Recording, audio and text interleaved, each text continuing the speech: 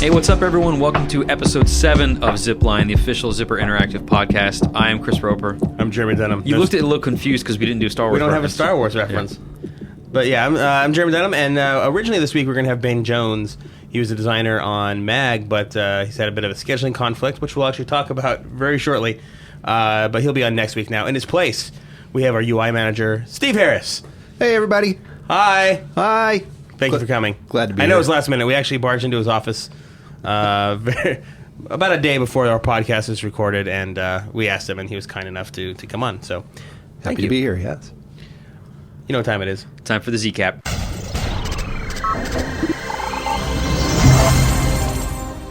The first piece of news that we want to mention here is for all you folks playing MAG, and if you're not, you should. The 1.06 patch, 1.06, is coming out on June 8th. And today's what, June 4th? June 5th? Whatever day it is. Anyway, very soon. Do you look at calendars? I don't whatsoever. June 8th, you'll be able to play 1.06. There's all kinds of stuff in this patch. There's updated metal and ribbon counts. There's new vehicle physics. The medkit functionality has changed a little bit. Lots and lots of stuff on there. You can see the changes in what's in store for you on blog.mag.com. And we'll have the full list of changes on the final post that appears next week when the patch goes up. Won't be too much more than what we've already said, but there's a few extra things in there. Also, there was, speaking of MAG, there's another thing that worth talking about, and that's where Ben is at, actually. This week we had a MAG event in San Francisco where we talked about what our next DLC plans are, some of our long-term goals for the game, which I know a lot of people have questions about. And the media outlets that attended will actually be able to publish their information next week.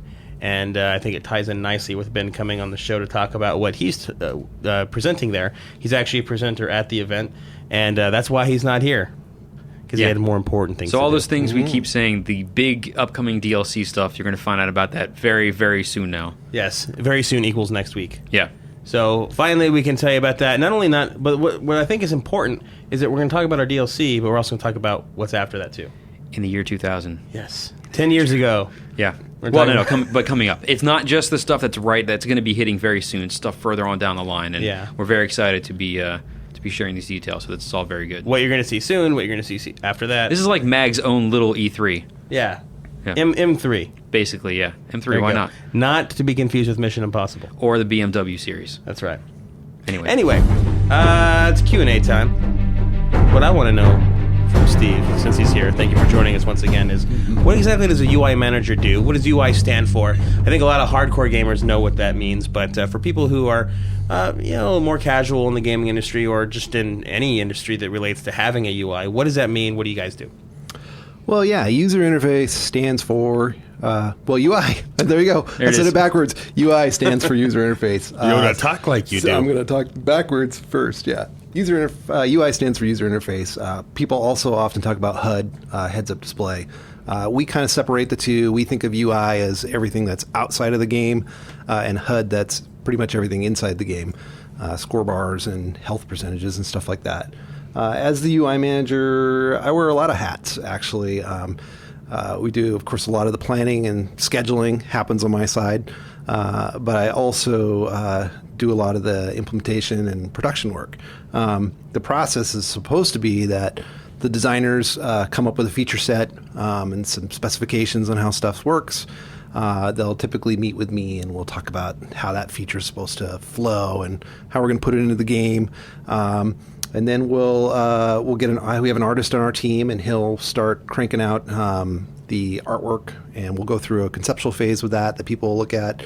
Various people here at Zipper we'll get some buy-off and approval on the direction. We'll also work with software engineers, and they'll do their code to support the various aspects of the feature that we have. And then my team will then put the whole thing together. We'll take all the art, we'll take the design features, we'll take the code, we'll pull it all together into one place and make it all work. You know what I've always thought interesting about the UI is a lot of people take that sort of stuff for granted, but it is the way that you interact with the product. Yeah. People are spending 3 or 4 years writing physics systems and how health works and all this kind of stuff, but without UI of being able to pick how you save your game and show more health and all that other kind of stuff, none of it would be It's how the player is interfacing with stuff like that. Yeah, it's usually your first impression to the game too. Is seeing a UI screen. It can really say a lot about how this game's going to look or how it's going to act. And there's definitely a lot of work that goes into it. I think it's kind of not thought of a lot, but there's a lot of pieces to make all the UI come together. Is the UI team its own separate group, or is it part of a larger group like art or design? We're in a way under design. We've kind of flip-flopped. Our design, our team's probably the most oddball of all the teams because we basically do art because we create the interface screens, the look and feel. We do design because we have to account for usability and how the system performs, and we work a lot with the designers on the specifications, and we write thousands of lines of script. So in a way, we're doing code. So we're probably the only discipline in the company that sort of wears all three hats. We're not really under art, design, or engineering, software engineering, but we work very closely with all those teams. So. What for you specifically, what other projects have you worked on in the past? Well, I shipped MAG, so I was on MAG for, 4.5 years, and still to this day. Was my first game title that I worked on. Prior to that, I'd been doing user interface work for, 15, 16 years. Kind of got into it when multimedia was the buzzword, and we were doing CD-ROMs and, marketing spiel and stuff. And that turned into doing a lot of prototype work for different companies, a lot of marketing and advertising agencies and things like that. Just that kind of work really just kind of grew into game interface because there's so much similarities between building prototypes for products and making a game UI functional. I mean, it's you're having to create art. There's design. There's a lot of scripting. So. That's kind of where it came from. Were you always a gamer? Was it your ultimate goal to gravitate towards doing games UI, or did you just kind of fall into it? Game UI actually was always really, really interesting to me because I was the appeal of working on something that you didn't finish in a week or a month or a couple of months. The appeal to me was working on a project that you'd be really intimate with for a couple of years or more. As it turned out with MAG, we worked on that for a long time. So prior to that, gaming has been a little bit of a passion, but the real drive was I loved the work that I did. I loved working on UI and scripting and programming, and being able to work on a project for a long period of time and really craft it and get it where we wanted it to be was always the big appeal. You're working on SOCOM 4 now, but you already did the UI for MAG. How does working on the two games differ from each other? Yeah, MAG was really a huge undertaking. It was a new type of game, had never been done. It was a new engine. When we started on MAG, we really, a lot of questions had not really been answered on what's the final game going to be. A lot of the technology changed as we went. How we were There's even a new platform for the studio. New platform for the studio, exactly. We didn't even know the technology we were going to use to actually build the user interface in, and we switched like halfway through the product. In addition, MAG is just chock block with persistent features that we'll be seeing a lot of in S4, but they were sort of new to. It was a lot of new, very big features. In addition, we had 3 factions to deal with in MAG, and developing the look and feel for those 3 factions was a pretty time-consuming process. Developing Raven and Sever and Valor, coming up with those identities took some time and a lot of iteration, and it also really tripled our work because if you've played the game, the UIs are different depending on the faction you play in, and the HUD as well. And so every time we had to change one thing, we kind of had to change it in 3 places. So the production there was pretty big. Yeah, I mean, really, in the case of MAG, when there aren't an individual character that you're kind of following through with cinematics and stuff like that, it's a lot of it is the menu work that kind of tells you what your faction is all about and kind of the attitude. A lot of it is just how text and icons and stuff is presented. Yeah, exactly. Yeah, and in SOCOM 4, we're really being more cinematic, more story-driven type of title. We're really trying to get a lot of elegance into the product, really make it all look really beautiful, really nice fonts, really just just super cool looking all the way through, really, really polished. So we don't have the 3 factions to deal with, which helps a lot. So we can kind of really focus on just one look throughout the whole game. And that's really been a lot of iteration that we've been doing right now, is try to get that look really nailed. So.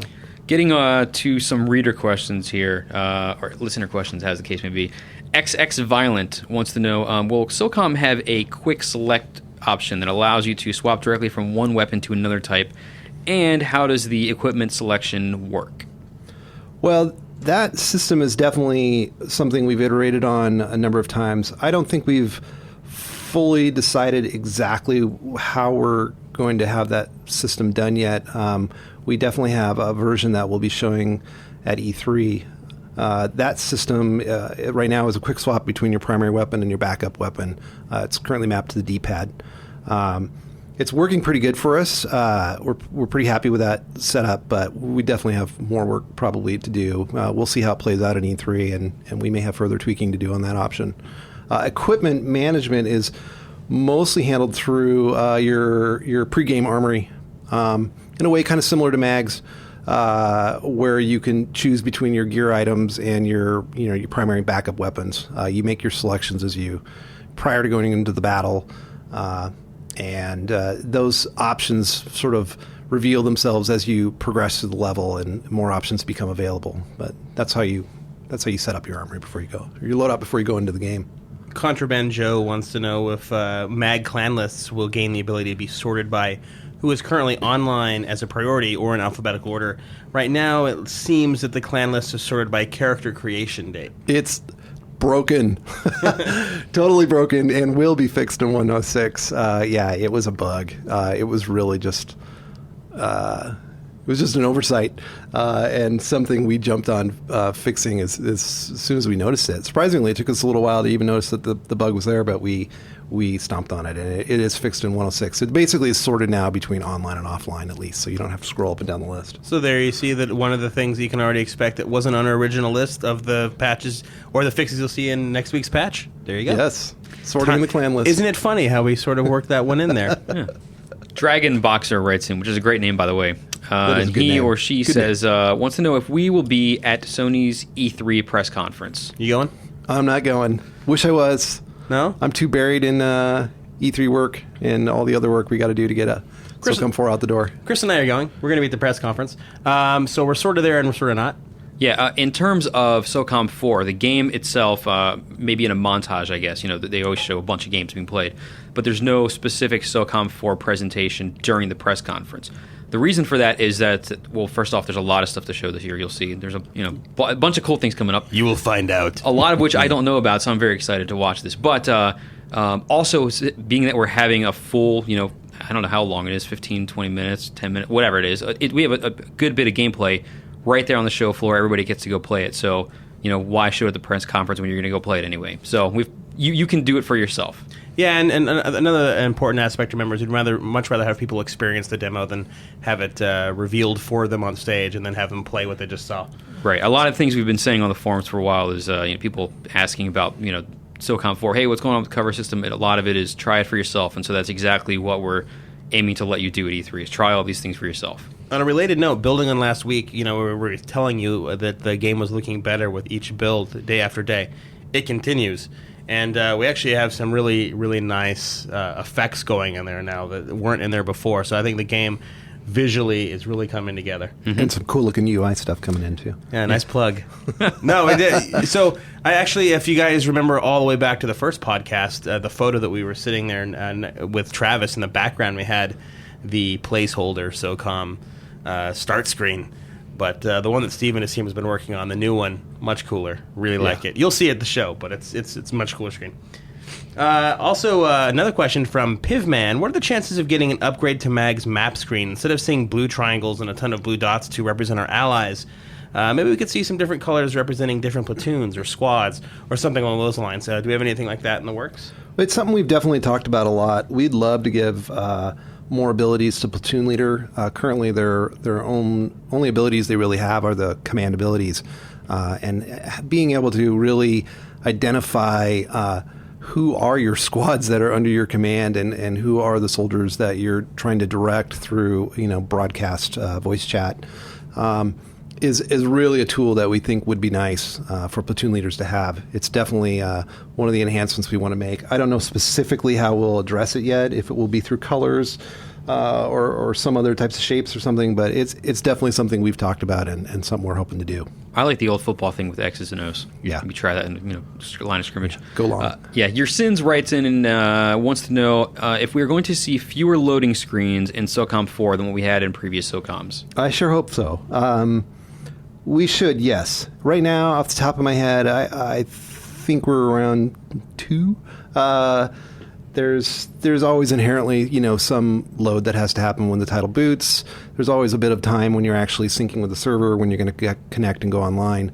But the actual loading into the level should really only happen in one big chunk right now. So I'm anticipating definitely fewer screens. It should be a pretty smooth transition. On a related note, if you do see the screens, what's going to be on them? Is it just art, or are we going to include some information in there? That's TBD, really. We've got, for E3, you'll see it's mostly an art kind of story setup, because there's not a lot of opportunity at E3, obviously, to set up what the whole story of SOCOM 4 is. So we're taking an opportunity there to kind of set things up a little bit. But we're actually kind of waiting, how much time you're on a load screen will kind of dictate how much information we can put on there. Now that we're on PS3 and we're running off Blu-ray, things, fire off a lot faster. You're not sitting around as long. And so if we only have a few seconds on a load screen, we can't really fill that thing up with tons of tutorial text or, mission briefings and things like that. Chenault2424 wants to know if you'd consider moving the MAG minimap to the left side of the screen. Yes, I've heard this before. And it's definitely a valid suggestion, and something we have talked about. We did feel that the amount of times you're interrupted by XMB messages is kind of few and far between, but it probably depends on how many friends and stuff you have. So for me, maybe I don't have a lot of friends.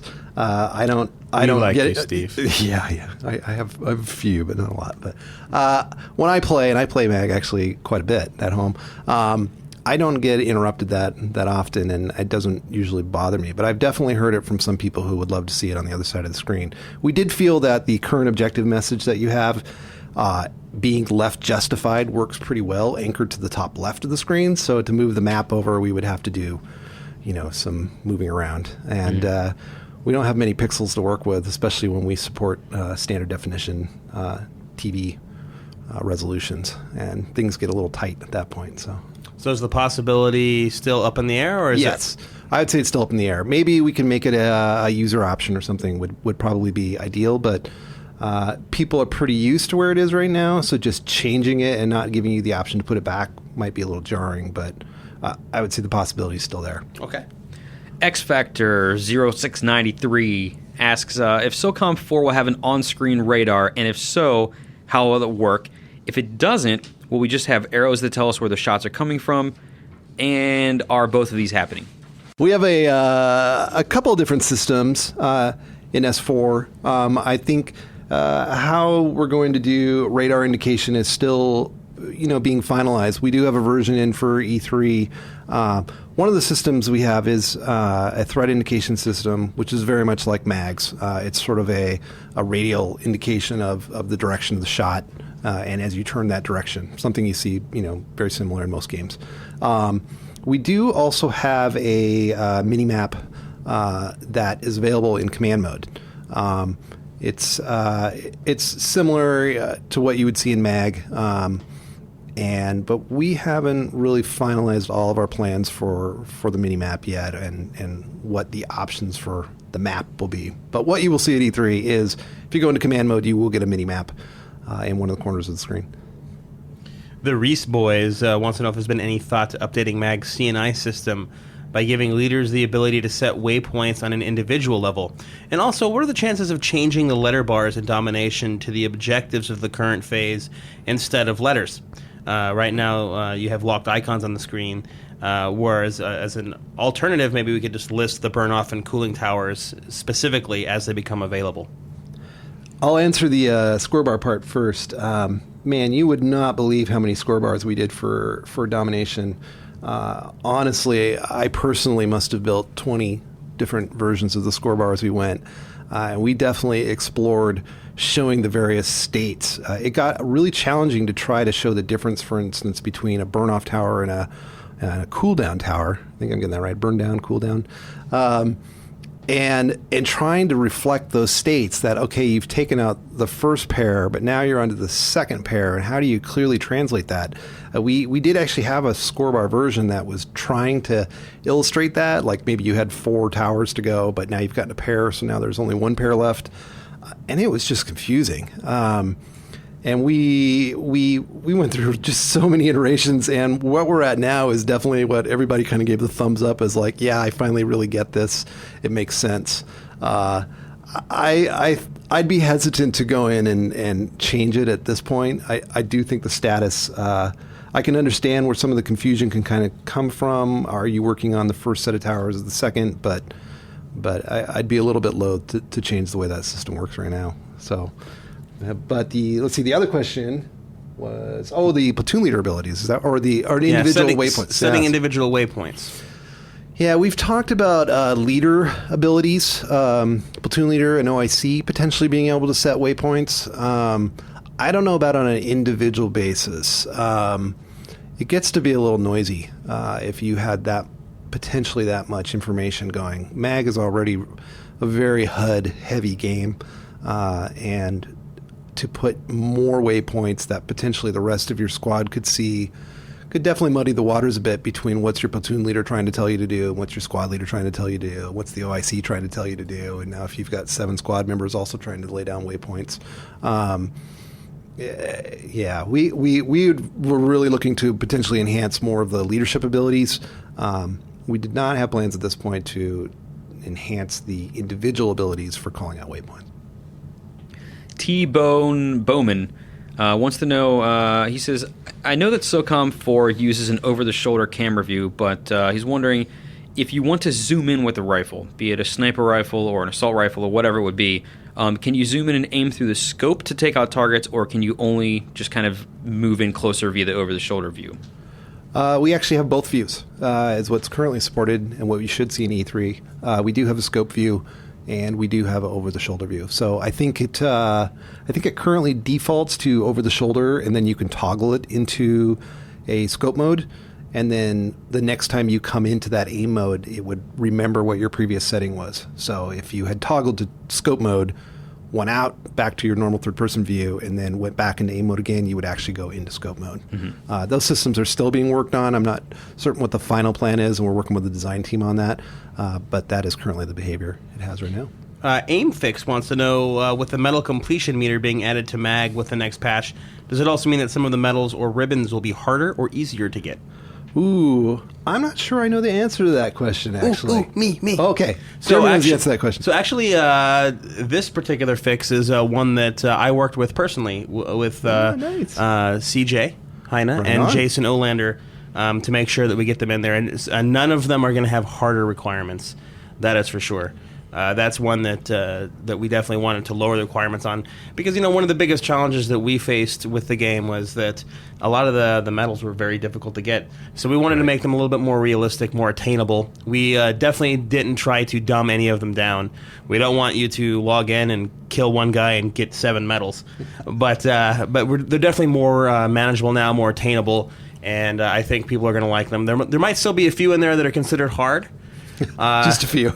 Just a few. But that's much better right now than the current setup, which is just about all of them are hard. Yeah. So I think that it's a step in the right direction. Yeah, the progress bars will really help to sort of draw out, or really make it clear on how far you got to go to get to that next medal. I certainly want to know that myself. It's hard to try to transfer it from the current stats list and figure out exactly where you're at.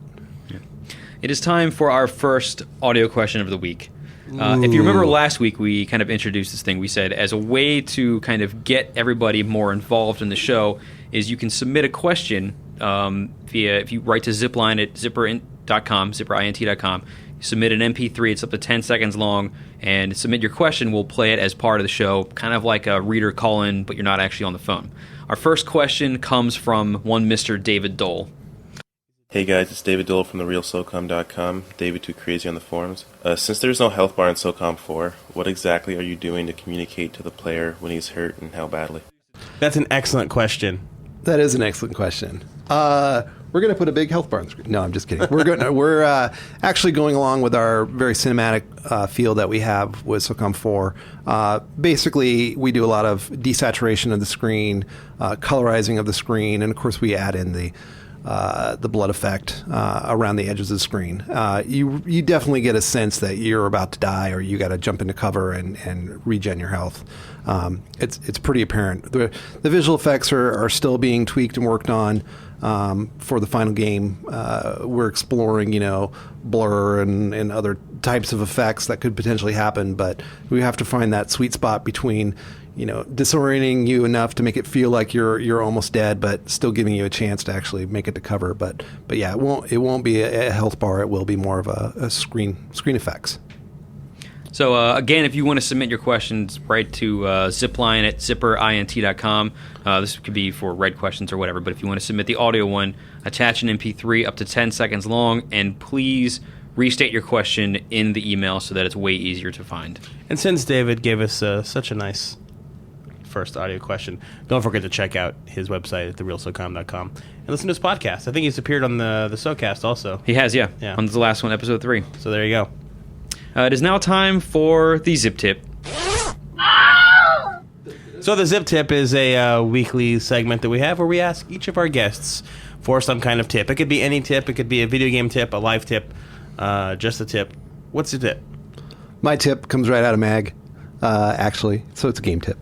My tip is that 100 bullets are better than 30. So I recently switched from the assault rifle track down to the heavy track, and on an LMG now. And for me, I'm having a lot of success with that. So I really needed to be able to just hold the button in a lot longer to send out a lot more bullets to finally get the kills, because I'm just not as accurate as some of the guys that are playing. So with our adjustment in 106 next week, you still going to be an LMG user? Yeah, I probably will. As long as I have some more bullets to shoot, I think I'll be doing all right.